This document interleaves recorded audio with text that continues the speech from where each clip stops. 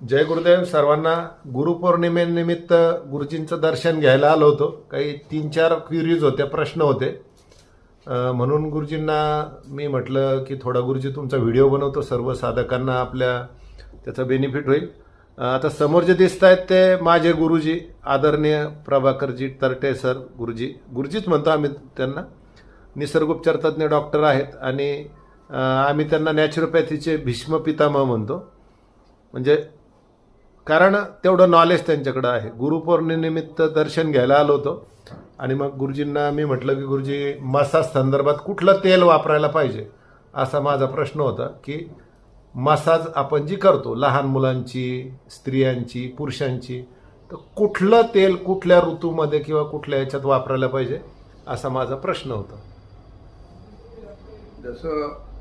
जशी प्रकृती आहे त्याप्रमाणे आहार घेतो, तसंच त्याप्रमाणे तेल सुद्धा वापरायला पाहिजे मसाज करताना प्रकृतीनुसार.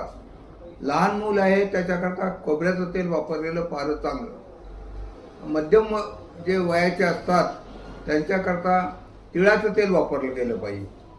आणि ज्यांची प्रकृती थंड आहे, अगदी काही त्यांच्या प्रकृतीमध्ये दोष आहेत, अशा याच्यामध्ये सरसूचं तेल सुद्धा वापरू शकतो आपण.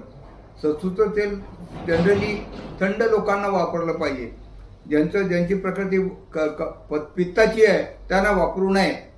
त्यांच्याकरता खोबऱ्याचं तेल किंवा तिळाचं तेल वापरणं हे केव्हाही चांगलं आहे. आणि याशिवाय काही आजार असतील त्या आजारामध्ये त्याप्रमाणे आजारानुसार आपण तेल वापरलं पाहिजे. जेव्हा आपण बस्ती देतो तेव्हा बस्तीच्या वेळेस जास्त करून खोबऱ्याचं किंवा तिळाचं तेल वापरलं पाहिजे. जर ब्रेनमध्ये जर तुम्हाला बस्ती द्यायची असेल तर आपण खोबऱ्याचं तेल वापरलं पाहिजे.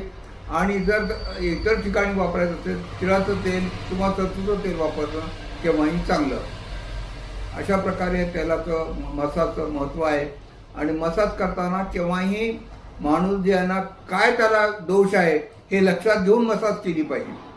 समजा तुम्हाला BP आहे, ब्लड प्रेशर आहे, अशा पेशंटना किंवा हार्टचा त्रास आहे, अशा पेशंटना कुठून सुरू करायचं मॉलिश, शरीराच्या कोणत्या भागापासून करायचं हे सुद्धा महत्त्वाचं आहे.